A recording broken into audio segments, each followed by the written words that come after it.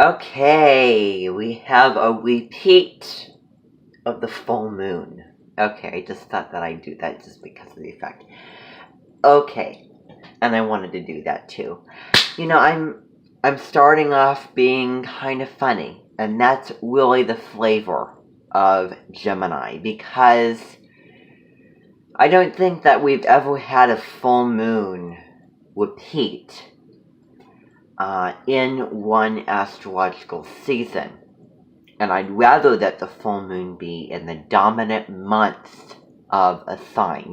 I'm going to come off in the Libra and in the Sagittarius horoscopes. Especially, Sagittarius, the indominant month of that is November, which is the indominant month is the month with less days of a sign. The dominant month is more days of a sign. So December is the dominant month of Sagittarius. And I'm going to come off, really stressing the dominant months, particularly, November as Sag's indominant month, because that's the dominant month of Scorpio, which we all know is the worst sign. But so anyway, I think that all signs have their good sides, but we'll get to that on the cusping period and in all the different moons. But I will not be doing any Scorpio horoscopes. I'm not going to be doing all the signs, only the positive signs, the air and fire signs that are in my chart. But other than that, I'm not doing any other astro season horoscopes. Okay. So, dominant month, we had a double moon. One was in May. Now it is in June. Dominant month of Gemini. Remember, I'm stressing it. Okay, now this repeats because on May 22nd and 23rd and 24th, I had another horoscope for Sun in Gemini, Moon in Gemini, and I will link that horoscope video down at down in the description box, because I'll be posting things on YouTube, and you can go in and watch that video. And so when these sun and moons repeat, I'm going to be kind of changing up, adding new information, and I didn't, new details, and that I didn't add the other time, in the other horoscope. And a lot of these are, I hate to say it, but I'm going to spill a secret that I do these and I copy these off of Deborah Silverman, but I don't copy exactly off. I take the things that I like and the things that I think are informative, and I add my own things into it, or I take things out, or I add more detail to it. So that's what I do. So Sun in Gemini, Moon in Gemini. Let's get to the horoscope, June 19th and 20th. Now, here's the little secret. You might think that Sun in Gemini, Moon in Gemini is a whole bunch of air. With Sun representing ego, vitality, essence, and personality, and the Moon being emotion, and both double air, making it even more air, because you add air with an air, it doubles that air. But I'm here to tell you that when the sun and the moon are on the same side, it's not a full moon. A full moon is when the sun and the moon are in opposite signs. So I was born during the full moon in the Aries season. Obviously, my moon is Libra. But so, sun and moon are together. It's a dark sky. And during these couple of days, and this is when I said that I'll be copying off of what she said, but I try not to plagiarize. But so anyway, loneliness, sadness, depression, emotional detachment, all those kind of Scorpio type feelings might appear what is that woman with the red shirt on doing outside her porch in the rain? I'd like to see that in Lakewood season. Okay, probably from Florida or something. But so anyway, jumping around in the rain, dancing in the rain, dancing in the rain. I think it's just dancing in the rain. Well, anyway,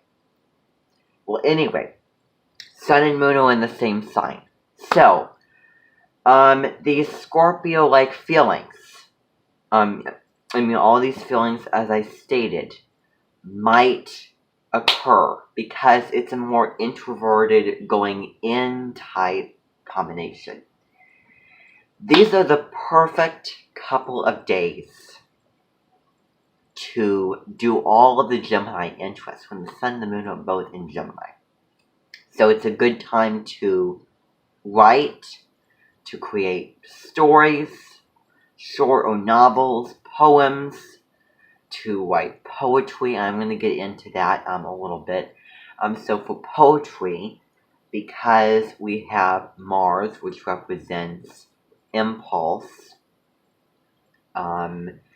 and activation in physical energy, and rules always, is in Pisces, and Venus, I think it was Pisces, and that's the planet of love, beauty, affection, and it rules both Taurus and Libra.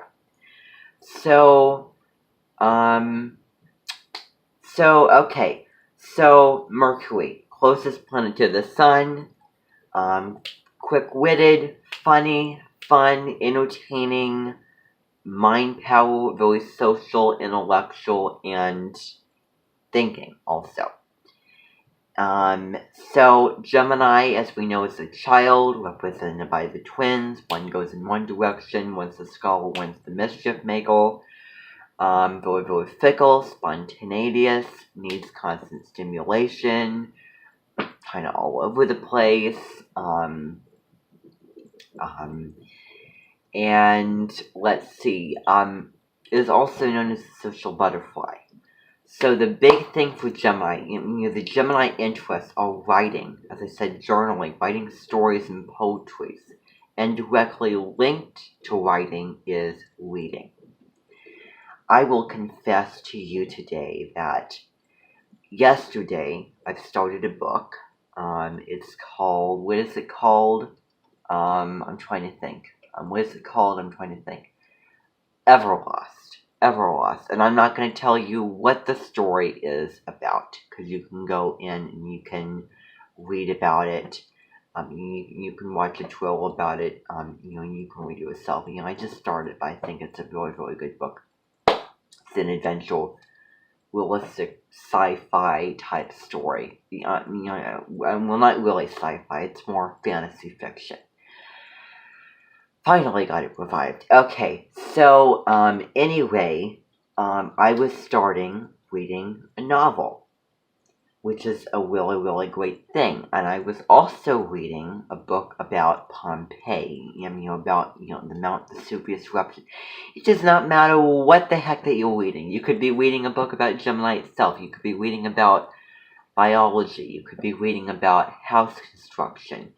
Or you could be writing or reading anything. Gemini loves information, loves to read, loves to write, because there's a fascination for about everything. It's the child. It just has a wondrous curiosity inside and outside it, and very, very big, playful personality.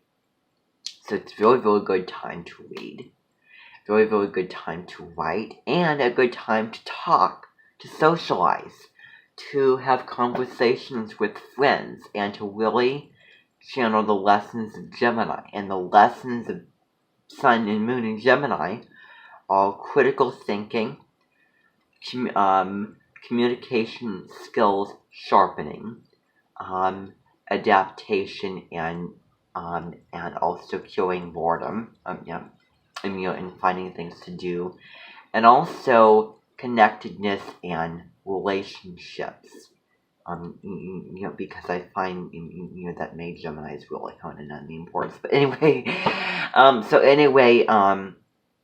what's going to be happening is these are the lessons of Gemini, and the countering of that is, to be a more grounded earth sign.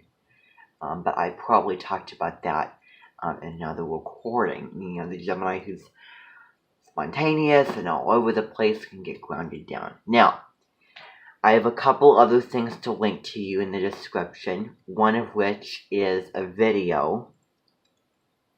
She is still out there, getting wet, dancing in the rain. I can remember doing that. There should be someone playing music. There should be a radio going, dancing in the rain, dancing. This is a Gemini kind of thing.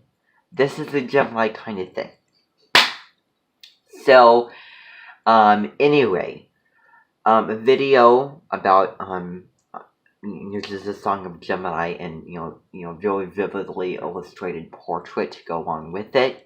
2 men talking about it, discover your true self. I'll also be linking Deborah Silverman's Gemini impressions, and I'll also be I'll be linking some impressions that she does of Gemini, and maybe a couple other videos such as anxiety and the Gemini basic horoscope.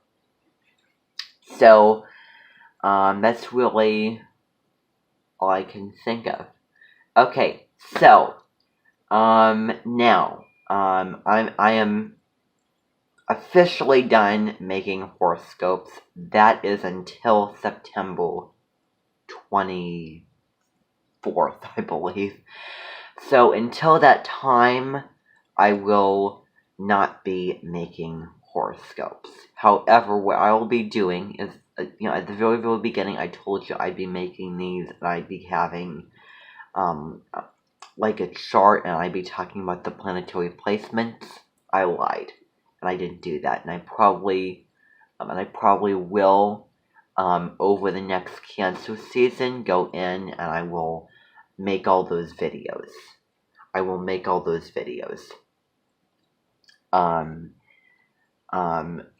Over the chart, talk about the planetary placements, and I'll have them in a separate playlist entitled Gemini chart horoscopes, what the actual chart looks like. Okay. So that's what I'll be doing over the next Cancer season, and in addition, I will be making chart horoscopes of Cancer, of the coochiest sign of the zodiac, which Cancer season is not going to start until July